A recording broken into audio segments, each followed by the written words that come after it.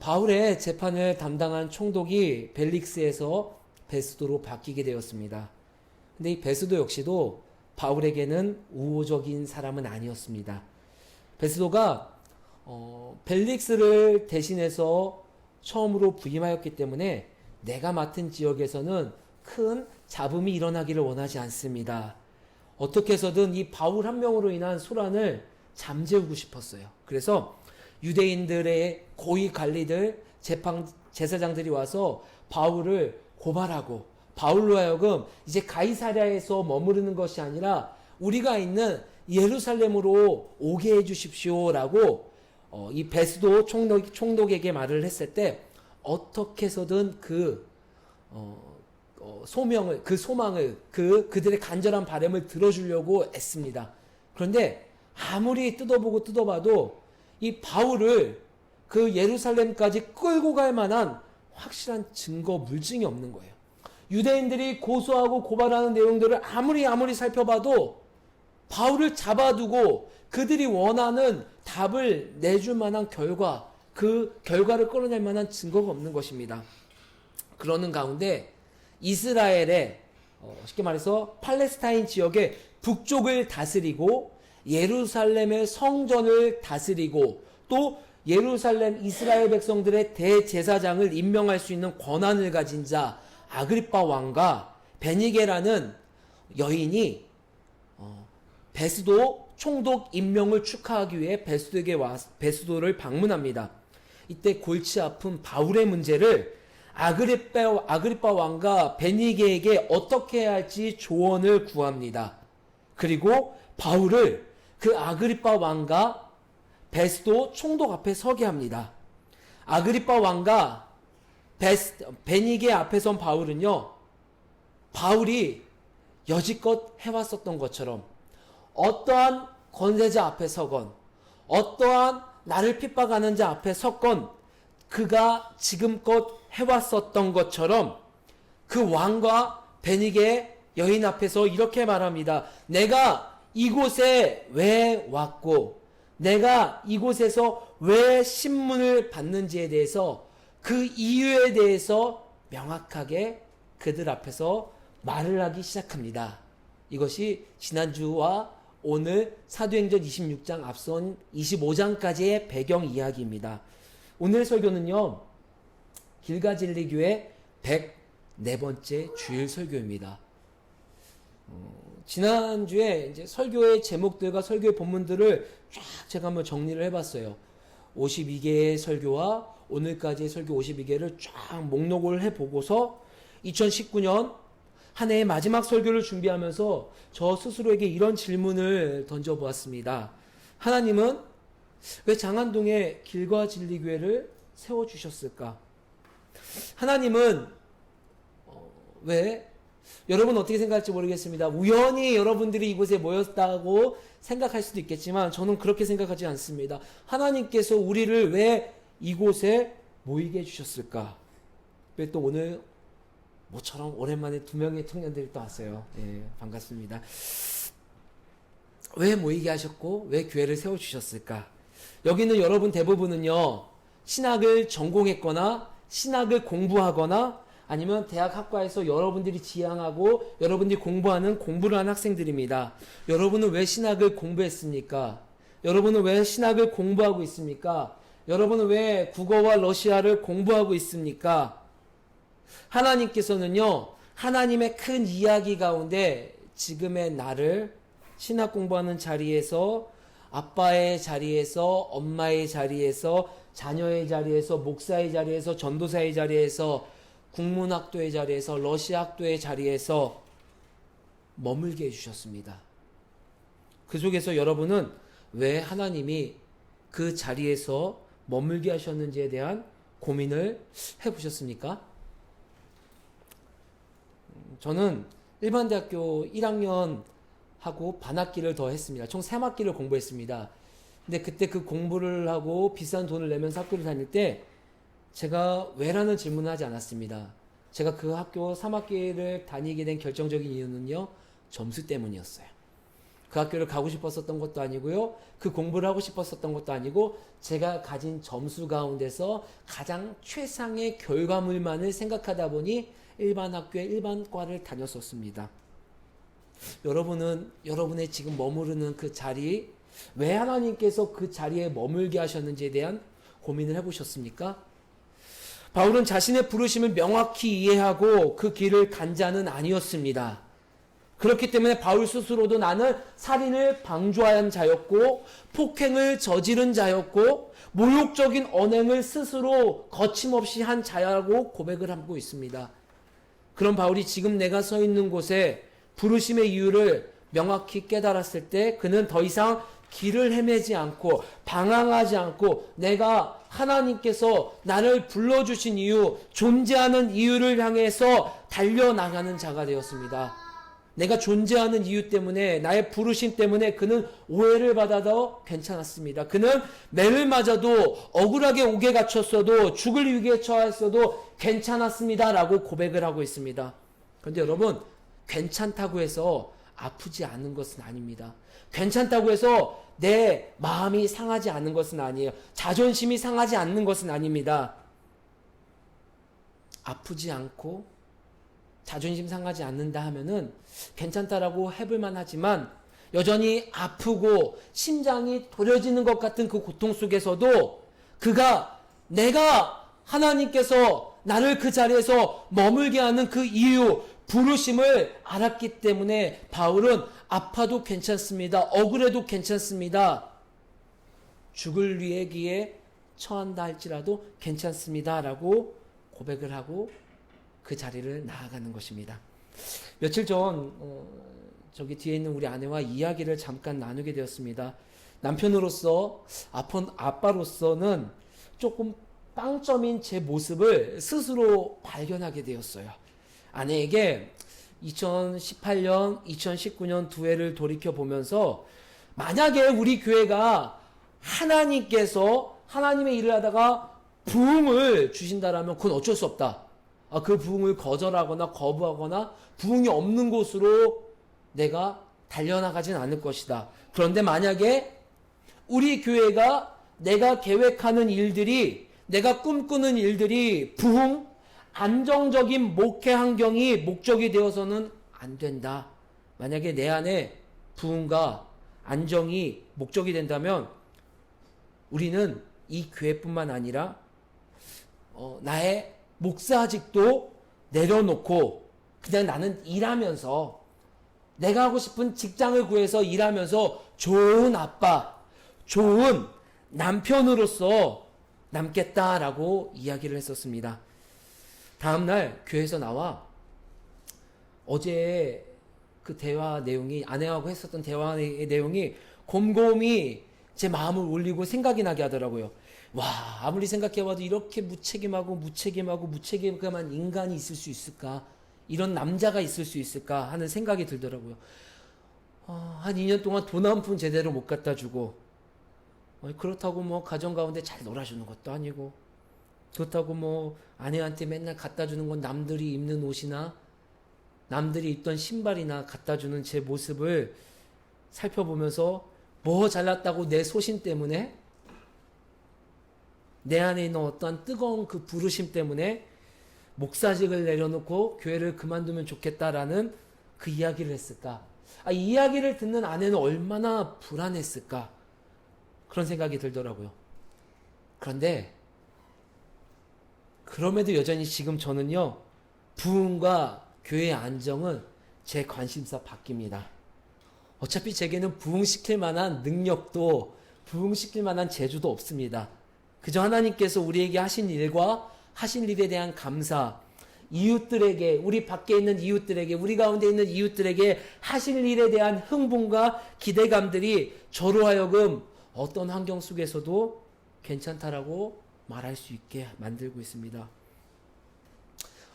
주일 설교를 준비하면서 사도행전 26장의 말씀을 다시 곰곰이 몇 번 읽어보면서 바울의 부르심에 대한 자세를 보면서 2년 동안 설교 말씀을 묵상하면서 처음으로 경험하는 심장이 뛰고 머리끝이 쭈뼛나는 그러한 느낌을 받았습니다. 나의 부르심에 대해서 확신을 가지고 하나님의 일에 바울처럼 동참하고 싶다. 하나님의 도움 속에서 나는 모든 난관을 돌파하고 헤쳐나가고 싶다. 나도 바울처럼 하나님 그렇게 살아가고 싶습니다.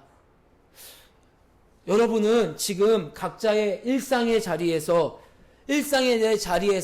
하나님의 부르심, 그 부르심에 대해서 어떻게 반응하고 있습니까? 그 부르심에 대해서 여러분들은 어떻게 그 부르심을 대면하고 있습니까? 혹은 아직도 그 부르심이 무엇인지 몰라서 찾고 있습니까? 지금 그 부르심이 여러분 명확하지 않다라고 해서 여러분이 잘못되거나 부족하거나 모자란 사람은 아닙니다. 왜냐하면 저도 지금 늘 교회와 저의 부르심에 대해서 묻고 있기 때문입니다. 그래서 기도하고 그래서 멈춰서서 묻고 있습니다. 하나님, 분주한 일상 가운데서 그 부르심을 잊었다면 다시 기억나게 해주세요. 하나님, 제가 그 분주하고 사회 속에서 치여서 살아가다가 내가 하나님이 나에게 주신 그 부르심을 잘 모르고 있다면 깨닫게 도와주세요. 혹 내가 여러분들이 부르심을 나를 불러주시고 내가 왜 러시아어를 공부하는지, 내가 왜 국어를 공부하는지, 내가 왜 신학을 공부하는지, 내가 왜 목사로서 이 자리에 섰는지를 잘 모른다고 해서 하나님께서 여러분을 향한 계획과 부르심이 없는 것은 아닙니다. 우리는 모르지만 하나님께서 계획하시고 일하실 그 부르심은 분명히 존재하고 있습니다. 그 부르심이 보이면 보이는 대로, 보이지 않으면 보이지 않는 대로 주님께서 나에게 주신 그 부르심을 붙잡고 모르면 모르는 대로 그 부르심을 갈망하며 소중히 여길 수 있는 우리가 되기를 주의 이름으로 소망합니다. 바울의 부르심을 대하는 이야기가 바울의 이야기로 끝나는 것이 아니라 그 속에서 나의 이야기를 찾기를 주의 이름으로 소망합니다. 그리하여 내 안에 있는 여러분의 부르심을 발견되어지고 더 선명해지고 더 명확해져서 그 부르심을 주님 앞에 감사와 기쁨과 기대함으로 여길 수 있는 우리 가족들이 될 수 있기를 주의 이름으로 소망합니다. 사도행전 26장 6절 말씀을 한번 살펴볼까요? 26장 6절의 말씀입니다. 함께 읽어볼까요? 시작. 이제도 여기 서서 신문 받는 것은 하나님이 우리 조상에게 약속하신 것을 바라는 까닭이니. 아멘. 바울이 아그리빠 왕 앞에서 혹은 벨릭스 총독 앞에서 혹은 베스도 총독 앞에서 선 이유는요, 다른 것이 아니라 6절 말씀에 기인하며 하나님의 약속 때문에 그 앞에 섰습니다. 그리고 그 약속에 대해서 기대하는 바, 소망 때문에 그는 억울하지만 그 자리 앞에서 담대하게 자신의 이 선 이유에 대해서 소회를 밝히고 있습니다. 여기서 말하는 바울이 기다리고 소망하는 하나님의 약속은 무엇일까요? 그것은 이스라엘의 수천 년의 역사 동안 이사야 성경을 통하여서, 이사야 선지자를 통하여서 말씀해 주시는 두 가지의 큰 약속이 있습니다. 첫 번째 약속은요, 죽은 자의 부활에 대한 소망입니다. 이 소망은 예수님에 의하여 이루어졌습니다. 두 번째로는요, 이스라엘의 회복, 다른 말로 하나님 나라의 회복입니다. 이스라엘이 회복되어지고 그 속에서, 그 삶의 자리에서 하나님의 주권 가운데서 하나님이 통치하시는, 하나님으로 감사하며 기뻐할 수 있는 그 나라를 도래하고 누리는 것, 그것을 말씀하고 있는 것입니다. 하나님께서 약속하신 이 약속의 내용들은요, 예수님 안에서, 예수님을 통해서 이루어졌고, 바울은 약속을 이루신, 약속을 성취하신 예수님께 소망을 두고 있다고 말하는 것입니다. 그 소망을 두고 그 약속 때문에, 그 예수님 때문에 내가 지금 아그리빠 왕 앞에서 신문을 받고 있다라고 말하는 것입니다. 그렇기 때문에 내가 아파도 괜찮았고요, 억울해도 괜찮고요, 나를 위해 죽이기로 작정한 40여 명 이상의 목숨을 건 살인자들이, 예비 살인자들이 있음에도 나는 괜찮습니다라고 말하는 것입니다.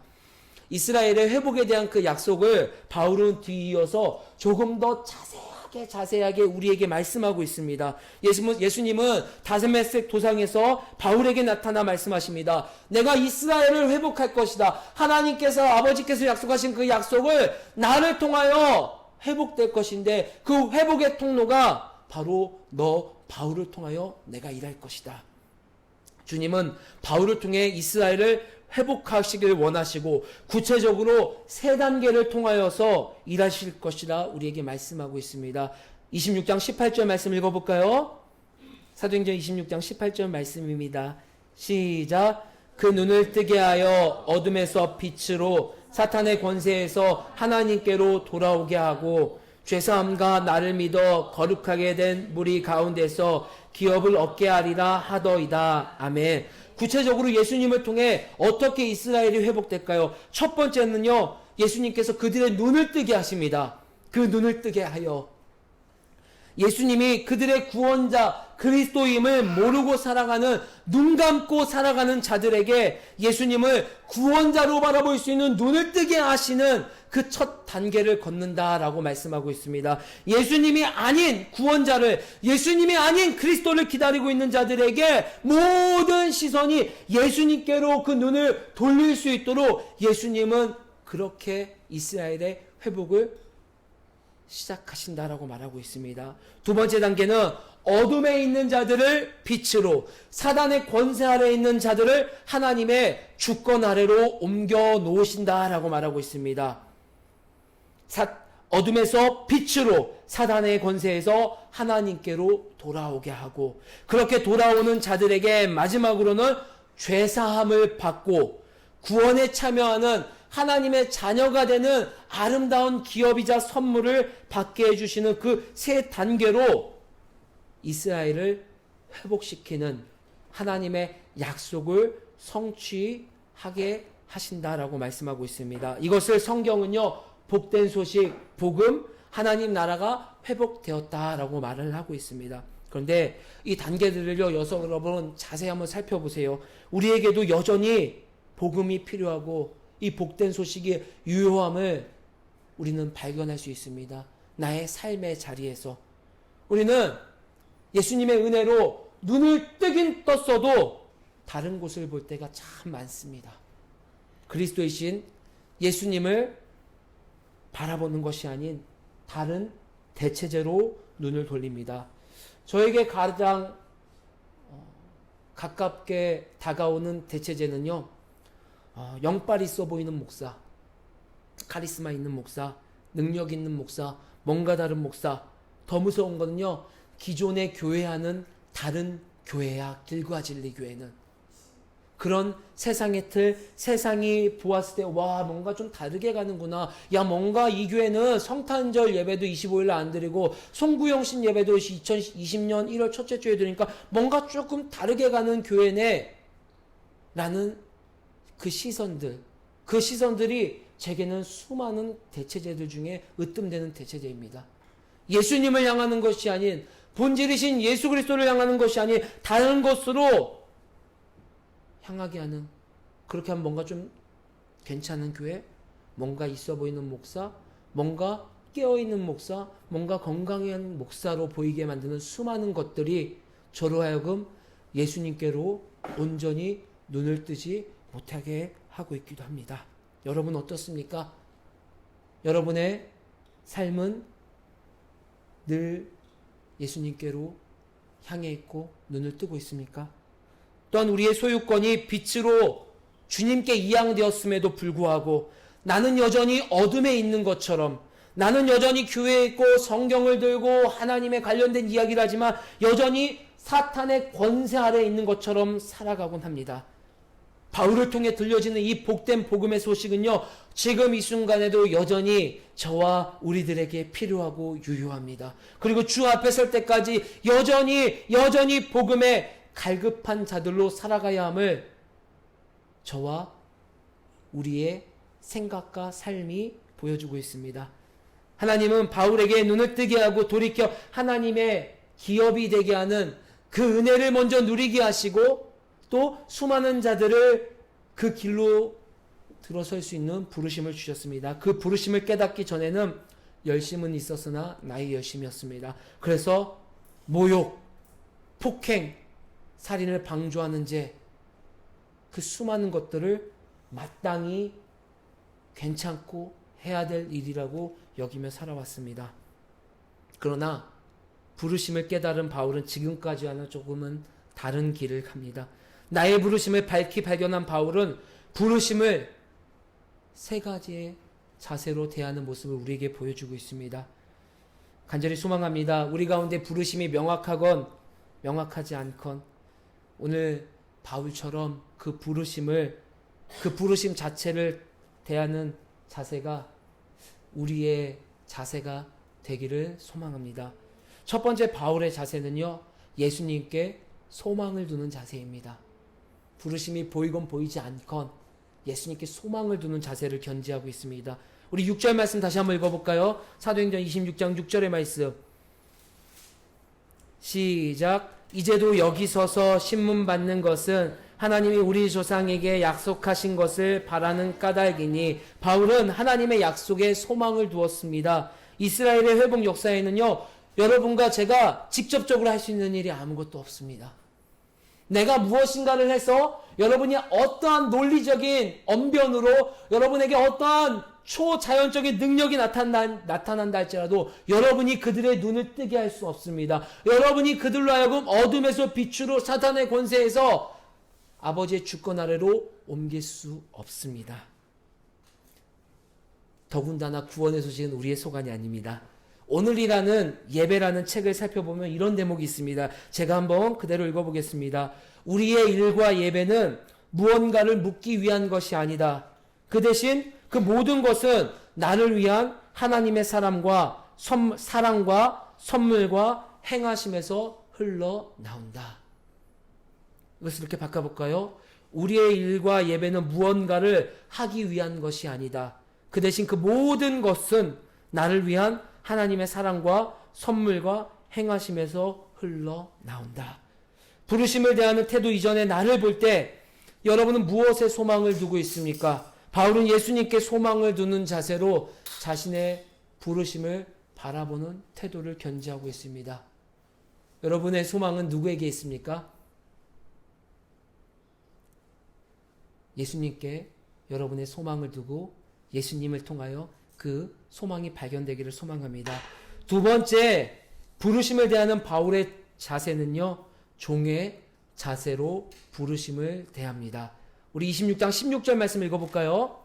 26장 16절 말씀입니다. 시작. 일어나 너의 발로 서라. 내가 네게 나타난 것은 곧 네가 나를 본 일과 장차 내가 네게 나타날 일에 너로 종과 증인을 삼으려 함이니. 아멘. 하나님은 바울을 종으로 불러주셨습니다. 종의 삶은 예수님께서 세상에서 하셨고 지금도 일하시는 하나님의 일, 하나님 나라의 회복에 그 일에 동참하는 것입니다. 우리가 도울 수 있는 것이 무엇이 있겠습니까? 그럼에도 불구하고 그 일에 도울 수 있는 그러한 모양으로 우리를 종의 모습으로 불러주셨습니다. 그저 하나님이 일하시는 그 일에, 그 자리에서, 그 환경에서, 그 관계 속에서 살아내고 발견되기를 원하신다라는 것입니다.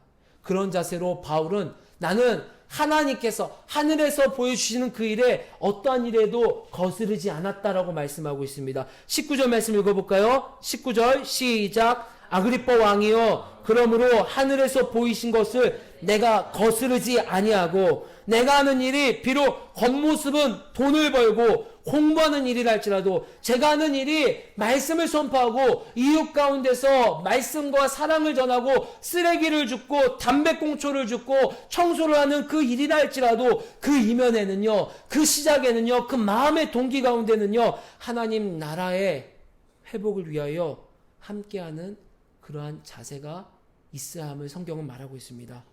교회가 2년 정도 되니까요, 생존의 문제를 생각하지 않을 수 없게 되더라고요. 월세도 있죠. 또 교회 우리 지금 좀 따뜻하죠. 이런 냉난방기를 틀어야 되는 비용도 있고 전기세도 있고 수많은 것들을 생각하면 교회의 생존의 문제를 생각하지 않을 수 없게 됩니다. 오늘 특별히 맛있는 라면이 다양한 라면이 준비되는데 그런 라면, 김밥도 생각하면요. 교회 생존의 문제 당연히 생각할 수 없죠. 생각하지 않을 수가 없죠. 교회 생존의 문제를 무책임하게 내려놓아서도 안 되지만 교회 생존의 문제, 즉 자림의 문제가 우리 교회의 존재 목적이 되어서는 안 됩니다. 길과 진리 교회를 통하여서 하나님 나라가 회복되는 그 현장에서 발견되는 교회가 우리의 목적이 되어야 됩니다. 조금 더 구체적으로 이웃들을 향한 하나님의 값없는 사랑이 얼마나 큰지 눈을 뜨게 도와야 하는 그 현장에 우리 교회가 있어야 합니다. 그들의 인생이 어둠에서 빛으로 사단의 권세에서 하나님의 주권 안에서 발견될 수 있도록 돌이킬 수 있도록 할 수 있는 그 현장에서 우리 교회가 발견되고 내가 발견되는 것이 우리 교회의 목적이 되어야 합니다. 바울은 그러한 종의 자세를 견지했고 그러한 하나님의 뜻이 보여주고 비추어졌을 때 거스르지 않았다라고 말하고 있습니다. 우리가 어떤 부분에 있어서는 마가복음을 때로는 종의 복음이라고도 하죠. 우리에게도 이러한 예수님이 종된 모습을 먼저 우리에게 보여주셨던 것처럼 우리 가운데서도 그 하나님의 일 가운데서 실상은 도울 것이 없으나 도울 수 있는 그런 종의 자세로 종의 모습으로 발견될 수 있기를 주의 이름으로 소망합니다. 셋째로는요, 바울은 그 부르심에 대해서 증인의 자세를 취합니다. 앞서 16절의 말씀처럼 내가 너로 종과 증인을 삼으려 했다라고 한 그 말씀처럼 바울은 그 이후의 삶, 또 그 전의 모든 삶의 자리에서 증인의 삶을 살아가고 있습니다. 20절로 23절의 말씀 우리 함께 읽어볼까요? 26장 20절로 23절의 말씀입니다. 시작! 먼저 다메섹과 예루살렘에 있는 사람과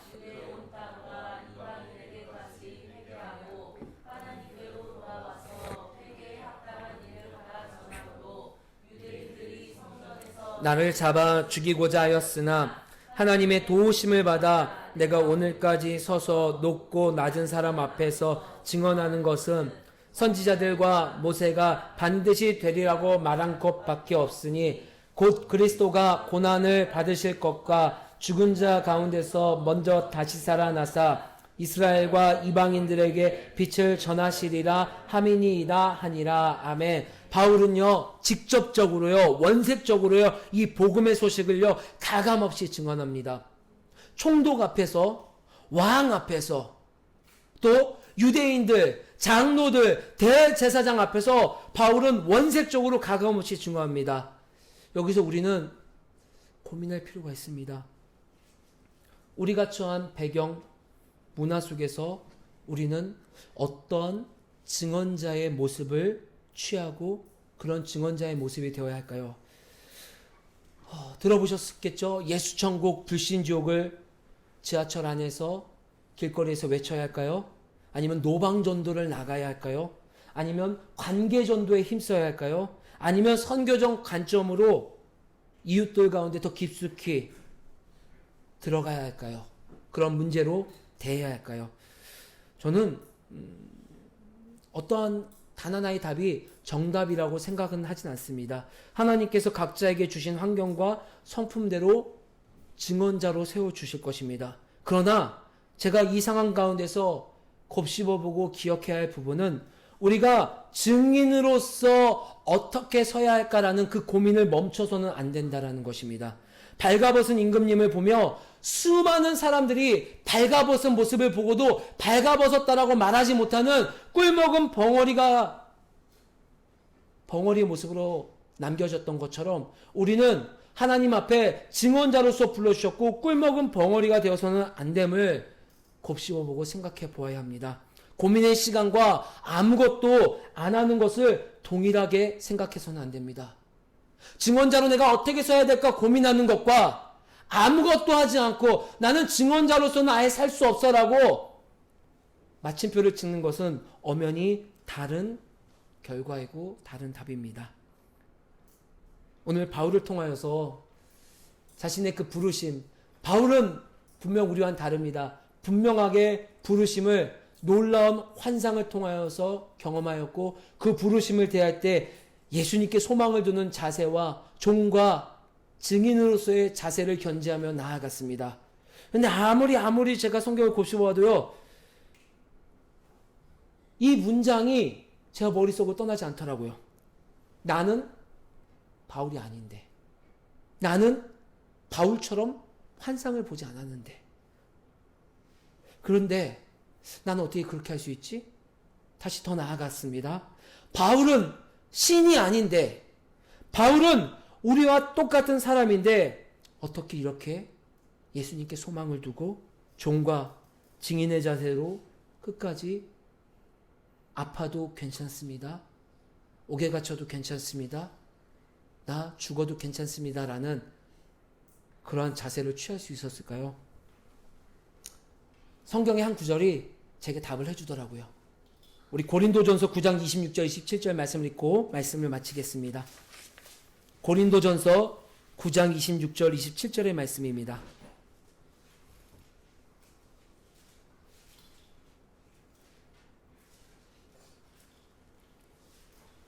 고린도전서 9장 26절 27절의 말씀 우리 한 목소리로 읽어볼까요? 시작. 그러므로 나는 다름질하기를 향방 없는 것 같이 아니하고 싸우기를 허공을 치는 것 같이 아니하며 내가 내 몸을 쳐 복종하게 함은 내가 남에게 전파한 후에 자신이 도리어 버림을 당할까 두려움이로다. 아멘. 고린도전서 성경을 보아도, 아니 바울이 신약 성경 전체 가운데 그가 쓴 서신서 전체를 보아도 오늘 26절 27절의 말씀에 자신의 몸을 쳤다는 표현은요, 율법적인 행동을 요청하는 것이 아님을 알 수 있습니다.